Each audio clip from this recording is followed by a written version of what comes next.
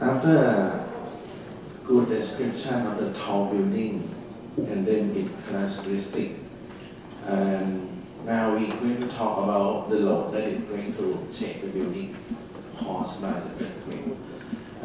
Actually, this two graph is on the right. I think most of the engineers would seen it before.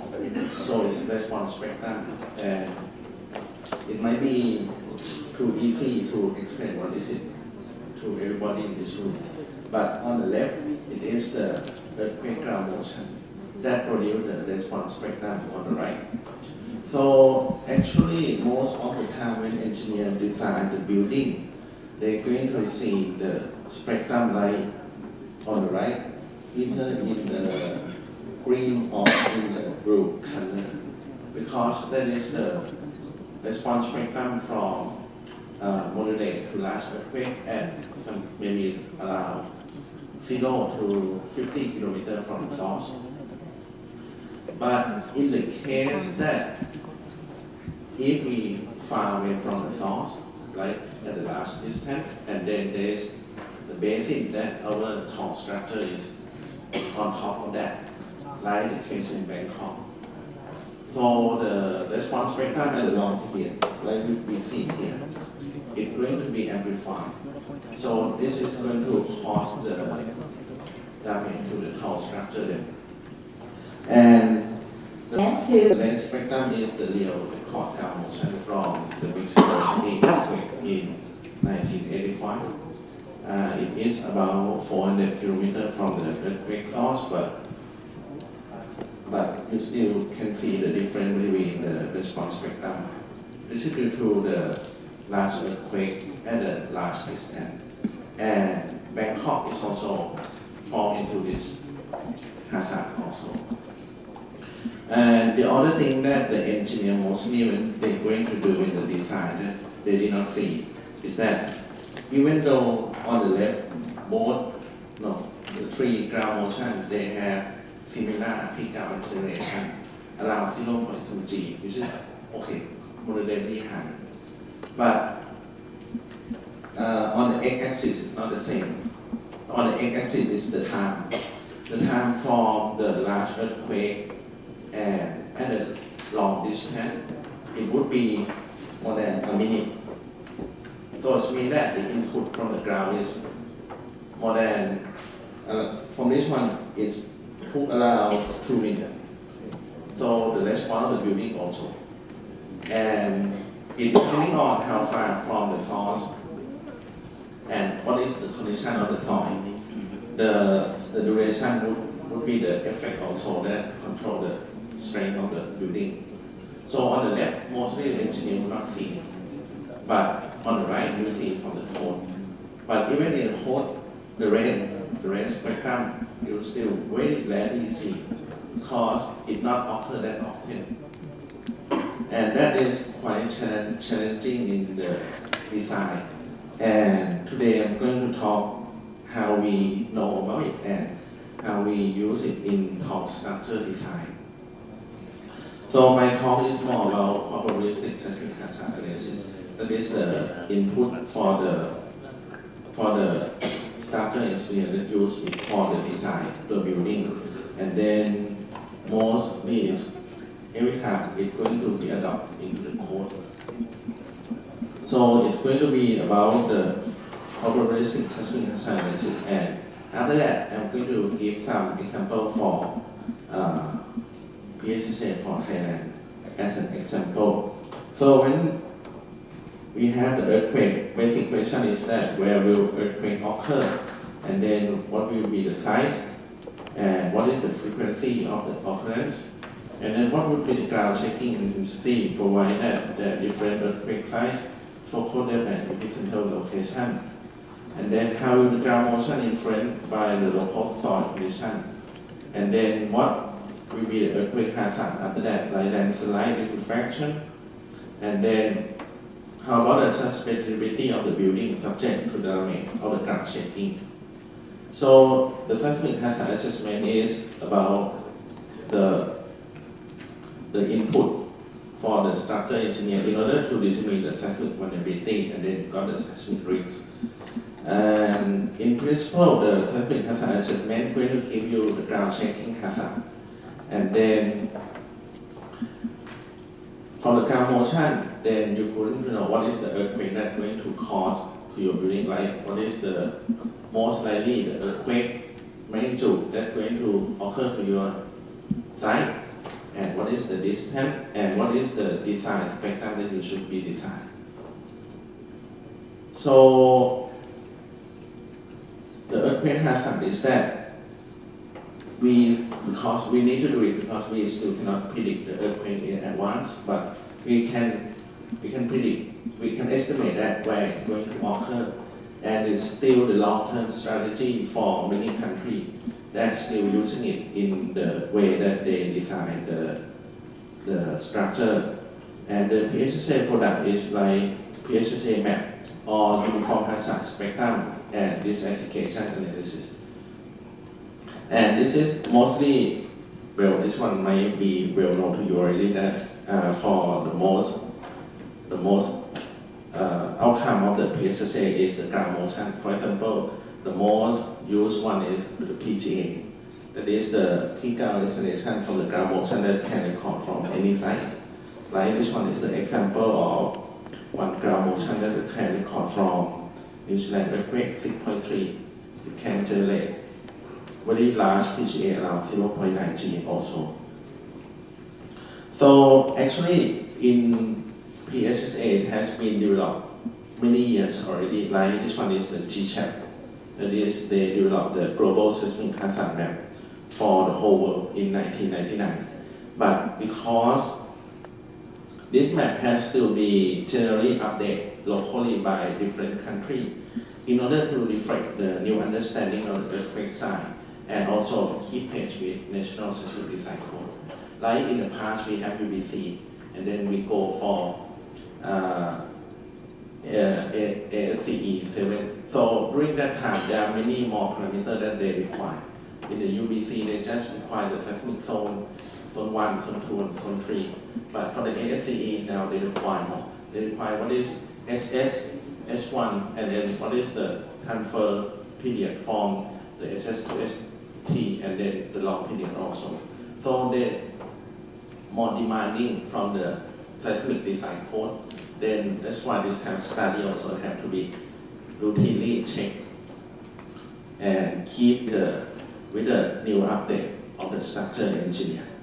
So in the probabilistic seismic hazard, it's going to be the result will be the probability that what is the ground shaking that the earthquake would be occurred in that position, and what is the intensity that we should design for. And this is the example of many PSSA map for different national seismic design code in USA, in Italy, in Thailand. And on the left, on the right is for the Manila and Bangladesh. The other method that has been also sometimes regularly used also is deterministic. Is that when we going to know exactly what is the seismic source near to our project or construction site, then sometimes we want to ask the question to ourselves that what is going to be if the earthquake that from that active fault is going to generate an earthquake. So this is maybe the example of one of the studies that we have been done before, like the loss assessment in Chiang Rai. Like we know that there are going to be the active fault not far from the city center, and then we just try to generate the map. What it would be the scenario if that earthquake really happened. So this kind of study is not think about the probabilistic, but they just want to see if that earthquake happened, what is the effect that's going to occur. But most likely the probabilistic seismic hazard analysis and deterministic going to complement each other. The probabilistic would say to you that what is the chance it's going to occur for for this earthquake. And then when we know that, we're going to use deterministic to say that how about what it happened, what is the effect that's going to occur. And then in order to perform this kind of study, first the step one is we have to understand what is our seismic source. That is the step one. The step two is we have to know what is the seismicity of that active source zone. Like, is it still produce earthquake? If it still produce earthquake, how active is it? Every 10 years, 20 years, or 30 years, we want to know that. Just the information that there is a fault, it cannot be counted that the fault can generate the earthquake. And then we want to know what is the attenuation of the ground motion, something like this one is a graph showing you the difference between the ground motion for the spectral acceleration at 0.05 along the distance. So you will see that for magnitude 6 and magnitude 7, they will generate different spectrum at the different distance. Also, if the earthquake is different, like magnitude 6 and 7, the design value also change. So we need to know all this in order to model our seismic hazard properly. To do it properly is important in the way that we're not going to over-design our structure. And it's going to be good for the structure engineer to know that what is going to happen to that structure also. And at the end, we're going to get the fourth figure, that is probabilistic seismic hazard curve. This is called seismic hazard curve. So the low probabilities mean that at the low chance, that is the earthquake is very difficult to occur, that it takes longer time. Like we have assumption that the large earthquake is not going to occur every year, right? It's going to be like, you're going to hear the news that magnitude 4 occur in this place, but it's not going to be big news. But it will be the big news when the large earthquake near the city. So, and it not occur that often also. So that's why when we design, we also say 475 years, 2,500 years. This comes from this concept. And then now I'm going to talk about the probabilistic seismic hazard for Thailand, what we do, and how we develop until now. So for the Thailand, in general, before 1999, we believe that we not need it. And then the G-chat map is also put the seismic hazard map for PGA 475-year return period, and only the west and the north of the Thailand that seem to have some problem. And then I don't know where they got this from. It's not Bangkok, and maybe if they try to estimate the one for Bangkok, maybe they not got it wrong. We are here actually. And then when we try to assess the seismic hazard map for Thailand, then we try to accumulate what is the earthquake activity all along the country. We found that actually, even though we did not have that big earthquake that often, but we have a lot of small and moderate earthquake inside the country also. So the seismic activity in our country is not that low, but we not have the big one yet. And this is what I said before. We had 2014 earthquake in Chiang Rai, and it did really occur. So what we trying to do here is that we try to model the seismic hazard for Thailand by using this earthquake activity to model what is the chance the earthquake would occur in the country.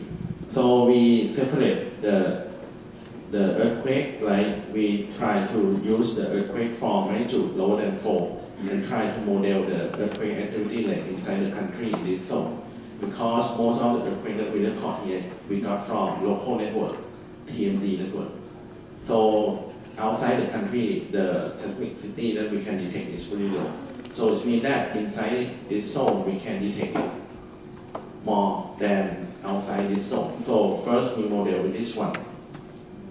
And after that, we model the earthquake outside our zone. And then we use the information from active fault that has been routinely studied in over the country, like in the north of the country, in the western of the country, in the southern part of the country, in order to understand that what is the earthquake activity rate that's going to occur on those active faults. Well, this is the information of those paleontologists when they did the trend in order to find what is the active fault. Like this is the active fault trenching in Taiwan, and this is the trench in Taiwan that they found the intersect of the fault here. This is the thrust fault after the Chichik earthquake. It moves like the thrust zone, so that's why you can see the offset here. And in Thailand, we also have that kind of study also, like this one is a fault trenching in Kanchanaburi. So when we know what is the return period or return interval for each active fault, then we're going to be able, like this is the information of the active fault in Thailand. We have from Majan fault, Payao fault, Kanin fault, and Pua fault all over the country. And then we got that information, and then we try to understand what is the maximum earthquake that could be able to generate from that fault, and then determine the slip rate that given by the geologist to turn it to the recurrent interval for each active fault. So when we got all the information, and then we using the suitable attenuation model like the ground motion that drop over the distance, like I said. Then we use the NGA for the shallow earthquake inside the country, and then we use the subduction zone equation that developed in using the data in Japan worldwide to be used in Thailand. And then this is the probabilistic seismic hazard map for Thailand that we predict for 10% of probability accident in 50 years. So the probability is that we can see the seismic hazard would be more in the northern part of the country that is also conform with the observed seismicity that we found. And then mostly the engineer, when you design the building, you're not going to design just for 475 years. So for 2,475 years, we also given. And this time the information is more located near to the active fault. So the closer you go to the active fault, the larger the value that we should be designed. And from this map, it indicates that the information of the active fault control the way in the way that we design for 2,475 year return period. Because it's quite really difficult to occur those big earthquakes. But if it did occur, this is the zone that it should be designed. And then not only for the PGA, because we know that engineers love spectrum. So like maybe this slide is too obvious for you guys. So the spectrum is like the response of the building depending on how tall or what is the structure of the other building. And then this is the response spectrum for 0.2 sec and 1 sec for 2% accident in 50 years. And it still can be seen that mostly the earthquake hazard is located in the north and the western of the country. And then this in the southern of Thailand we also have some. But this map is just for the rock. So in Bangkok and surrounding area, we still do not have the consideration of the Bangkok basin yet, that I'm going to talk about later. But from this map, what we do, we use it into our national seismic hazard map, like National Standard DPT 1302, that is based on ASCE 705. And the required value is the SA at 0.2 and 1 sec at 2 probability of accident in 50 years. So this one is the result that we use in National Seismic Design Code of Thailand. But after the 2014 earthquake, now we clearly update this code in order to be more pragmatic for the new development also. Like it should be finished within this year. I hope our committee working on that. And then when I talk about the response spectrum and then talking about the seismic source, and one of the important information that engineer want to know also is that what is the control earthquake on my site? That is, if my site is in Bangkok, what is the control earthquake that's going to occur to my building? So that information can be get it from the result of the probabilistic seismic hazard analysis. You're going for this one. This is the example of this aggregate seismic hazard for Northern Carolina in United States. So the spike show you the probability that going to occur from that location, and the color show what is the magnitude. And the different spike, like this one, they have two spikes, which means that there are going to be two zones that are going to contribute for the spectrum at 0.2 second. Like it would be magnitude 5.5 at the Northern Carolina, or it could be the active fault that is located around 100 kilometers with magnitude around 7.2. So this information is going to give for the engineer when they want to perform time history analysis. So they would know that what is the kind of ground motion that they should expect in order to when they're going to design the building. And if the structure is like one thing, so the structure plate is become longer, and then the seismic scenario would be changing. It would be like now this time the earthquake from the one thing, it would be contribute more from the active fault at 100 kilometers with magnitude 7, or it could be from the numeric seismic source zone that is magnitude 8 at larger distance. So this information will give you when you need to select the ground motion that appropriate to your structure, like what I show you in the response spectrum in the opening and ground motion that you can see. You don't know what is the ground motion that's going to occur to your structure until you know this earthquake scenario that's going to occur to your building. Like we also do it for Bangkok also, and for Bangkok it's quite challenge for us also, because from the graph we found that the subduction earthquake from Andaman or from Myanmar supposed to be the highest threat to the tall building in Bangkok. And this is also true, like we have seen before, like in recent decade, 2011 earthquake in Myanmar, the people in the top of the building of Bangkok, they feel it.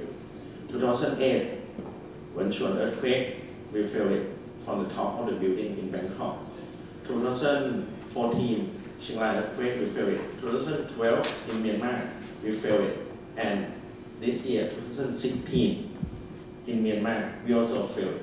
So the thing is that this earthquake is still not as big as the one that we predict. It would be from the one that's from the subduction earthquake that's going to be the highest threat to the tall building in Bangkok.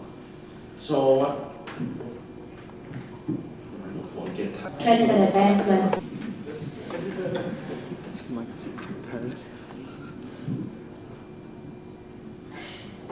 And then we perform the next aggregation analysis for the area in and around Bangkok Basin. Like in and around Bangkok Basin, this is just for example to show you that just like the Bangkok is here, and then Ratchaburi is here, is one of the province in the western part of the Bangkok. So when we perform this aggregation analysis, we found that the difference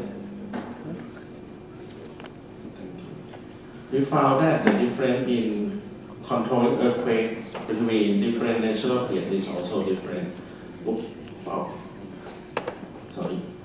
Like for Bangkok, the controlling earthquake that's going to occur to Bangkok is from Kanchanaburi, like magnitude 6.7 or 7.5 at around 100 km or more.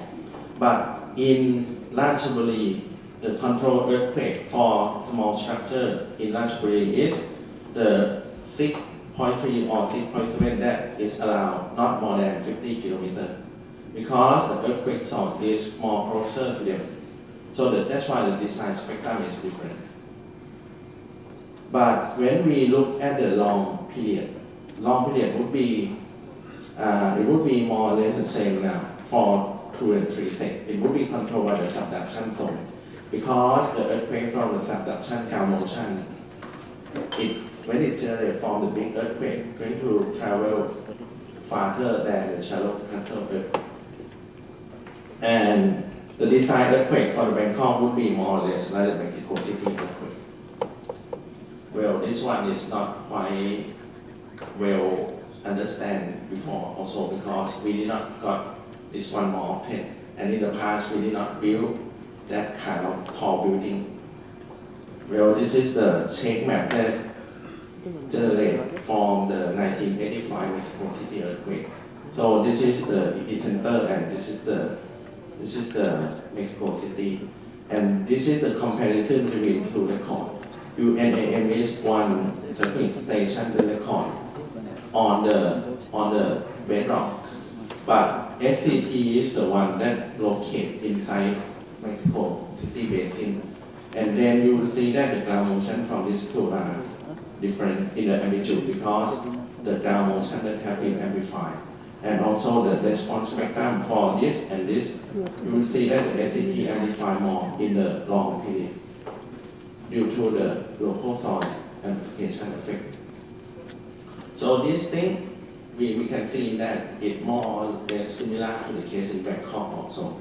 And we're not going to know it if we're not going to perform detailed seismic hazard analysis. And when engineers going to design the building, usually what they found in the code is that uniform hazard spectrum. And sometimes you're going to find that the uniform hazard spectrum is very big amplitude in every period. So it's quite difficult to find those kind of ground motion that can be amplified on structural period at the same time.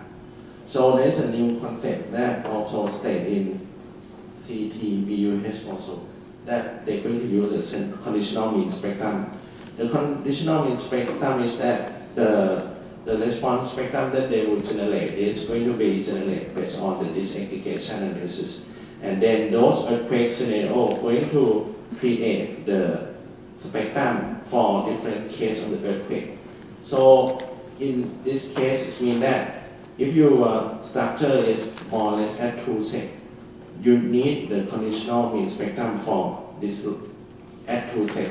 So it would be the peak at around 2 sec, but it would be less at the other structure period, not like the uniform hazard spectrum that would be very high broadly into all structure period. So this new concept has been taught by many and then has been implemented by many also. So like in this one for the Bangkok, we also prepare for the conditional mean spectrum analysis for 2,475 year return period. And this conditional mean spectrum is going to be according to the result of the disaggregation analysis. Then it means that when engineer going to design, you're not going to use the black one to present on uniform hazard spectrum. That is going to be very high all along the structure period, but it's going to be just in the location of the structure period of your building. And then this is the spectrum for Ratchaburi that is in the western of the Bangkok. So you will see that more or less it's going to be governed by different seismic scenario, but it will be more representative to the earthquake that you're going to design.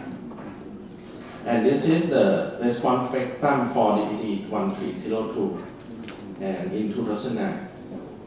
And after the update of the design spectrum, we're going to be able to get a new design spectrum that's going to match with the seismic hazard that we expect.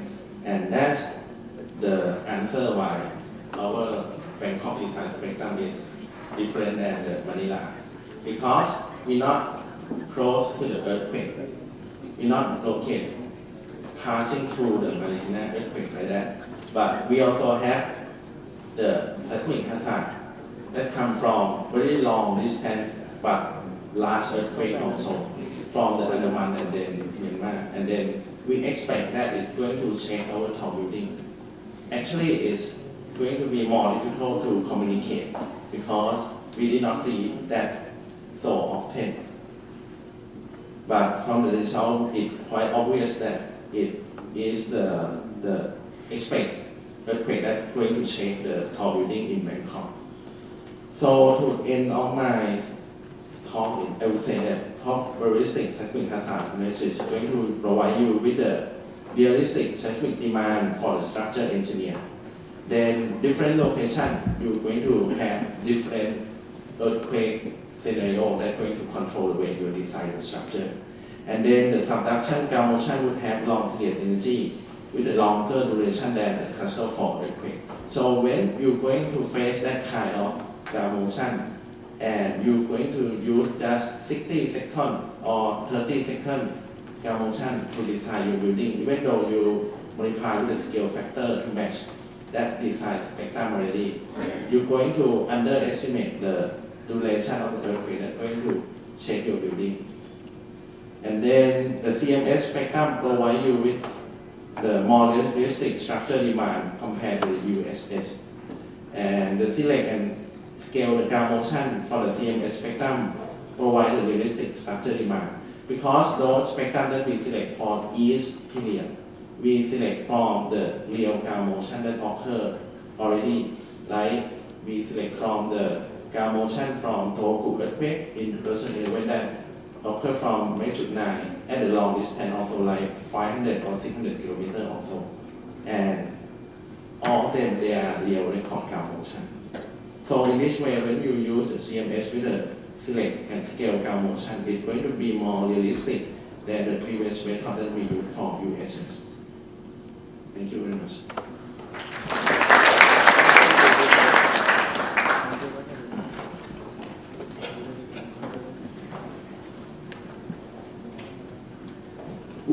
Thank you very much.